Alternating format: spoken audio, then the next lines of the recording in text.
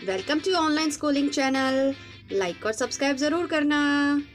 Hello प्यारे बच्चों, कैसे हैं आप लोग। आज की हमारी डेट है 18 फरवरी 2021। कार्यपत्रिका है 172 हिंदी की कार्यपत्रिका कक्षा 5 की, जो रिमझिम के पाठ स्वामी की दादी से लिया गया है। तो चलिए शुरू करते हैं। प्यारे बच्चों, आशा है कि आप सभी ने पाठ स्वामी की दादी को ध्यान से पढ़ा होगा। स्वामी अपनी दादी को अपने मन की बातें बताकर बहुत खुश होता था। यह बात इस तरीके से भी कही जा सकती है कि दादी को अपने मन की बातें बताकर स्वामी की खुशी का ठिकाना न रहता था।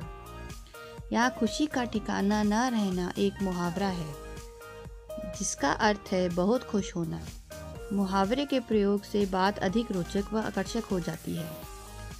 प्रश्न 1, नीचे दिए गए चित्रों को देखकर अपने मुहावरे पहचानिए और उनका वाक्यों में प्रयोग कीजिए। ईद का,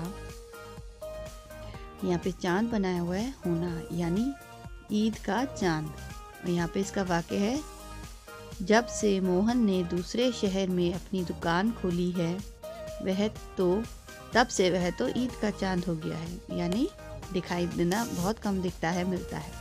फिर है आँख का, यहाँ पे ये तारा बना हुआ है होना, तो मुहावरा हो जाएगा आँख का तारा होना, और इसका वाक्य बनाना है। फिर ये बने हुए दांत, और यहाँ पे लिखा है, तो ये हो गया दांत खट्टे करना। घी के, और ये बना हुए दिए हो गए, और ये जलाना, यानी घी के दिए जलाना। ये सारे जो मुहावरे हैं इनको वाक्यों में प्रयोग करना है। इसके आंसर मैंने वर्कशीट के अंत में दिए हुए हैं, आप वो भी लिख सकते हो और अपने आप से भी कर सकते हैं। प्रश्न 2 है, में दम करना। इस मुहावरे का अर्थ है बहुत परेशान करना। नाक हमारे शरीर का एक अंग है। नाक या शरीर के अन्य अंगों के नाम से जुड़े हुए कुछ मुहावरे लिखिए और उनका प्रयोग वाक्यों में भी कीजिए।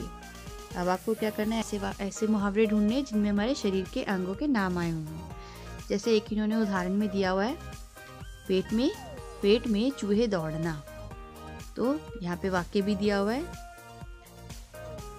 भूख के कारण स्वामी के पेट में चूहे दौड़ने लगे। तो आपको इसी तरीके से और भी मुहावरे लिखने हैं। इसका भी आप अपनी तरफ से भी लिख सकते हैं, जैसे प्रश्न 1 में दिया ही हुआ है, आँख का तारा होना या दांत खट्टे होना। इस तरीके से आपको मुहावरे ढूंढने, और इसका आंसर भी मैंने वर्कशीट के एंड में दिया हुआ है। आप वो वाले भी लिख सकते हैं और अपने आप से भी लिख सकते हैं और वाक्यों में प्रयोग करना है। प्रश्न 3, पाठ में आए इन वाक्यों को बोलकर पढ़िए और गहरे रंग के शब्दों को लिंग बदलकर वाक्यों में दोबारा लिखिए। राजम के पिता एक जंगल में डेरा डाले हुए थे। अब यहाँ पे जो डार्क कलर से लिखा हुआ है पिता, इस शब्द का हमें लिंग बदल के करना है। जो यहाँ पे दिया हुआ है, राजम की माँ जंगल में डेरा डाले हुई थी। इसी तरीके से आपको बाकी के भी करने हैं। फिर है, मैंने वह मेडल तुम्हारी बुआ जी को दे दिया, तो यहाँ पे बुआ जी के लिंग बदल के क्या हो जाएगा, फूफा जी। इसी तरीके से दादी जी काफ़ी प्रभावित हुई, दादाजी काफ़ी प्रभावित हुए। 2 शेर राजम पर झपटे थे, दोस्ती थी। वह तो बहुत प्यारा लड़का है, बहुत प्यारी लड़की है। दादी जी राजा की कहानी सुनाते हुए सोए, यानी दादी जी रानी की कहानी सुनाते हुए। इस तरीके से आपको ये वाक्य दोबारा लिखने हैं लिंग बदल के।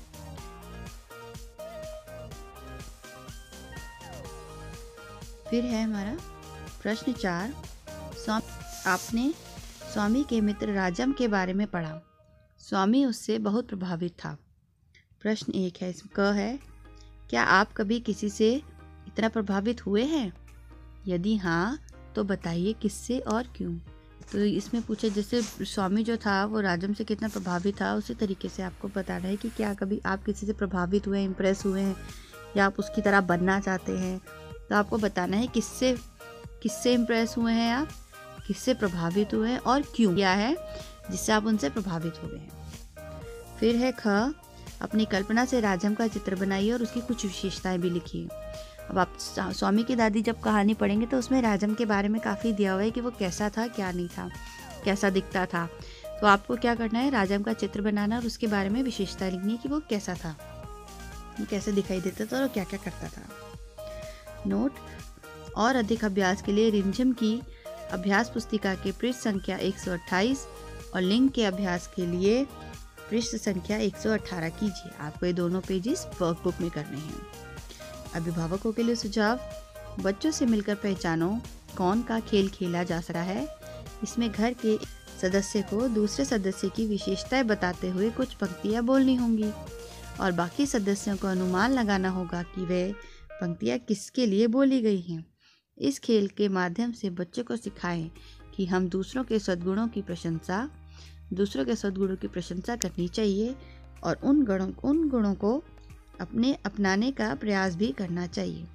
ये गेम कैसे खेलनी है, पहचानो कौन। इसमें क्या है कि आप किसी भी एक व्यक्ति, आपके घर के सदस्य के बारे में अच्छी बातें बताएंगे, उनकी विशेषताएं बताएंगे कि वो ऐसे करते हैं, ऐसे बोलते हैं, ये काम करते हैं या कोई एक ऐसा खाना बनाते हैं। तो दूसरे जो लोग हैं वो पहचानेंगे कि आप किसके बारे में बात कर रहे हैं। इस तरीके से आप उनके बारे में और अच्छी से जान भी पाएंगे और दूसरे भी आपको बता पाएंगे कि हाँ भाई वो ऐसे हैं। लास्ट है हमारा कोविड एप्रोप्रिएट बिहेवियर। अपने हाथों को इसे नियमित रूप से धोते रहना है अपने हाथों को, ताकि आपको कोविड का जो वायरस है वो ना लग सके। ठीक है, ये हमारी वर्कशीट है। इसमें आपको लिंग बदलो और मुहावरे 2 चीज़ें करवाई गई हैं। प्रश्न नंबर 1, 2 और 3 के आंसर मैंने वर्कशीट के एंड में दिए हुए हैं। ठीक है बेटा, आप उनसे मैच करके लिख भी सकते हैं और अपने आप से भी बना सकते हैं। वाक्य बनाने हैं, मुहावरों का इस्तेमाल करते हैं। ठीक है, अच्छे से कीजिएगा, मजे लेके कीजिएगा। Have a good day.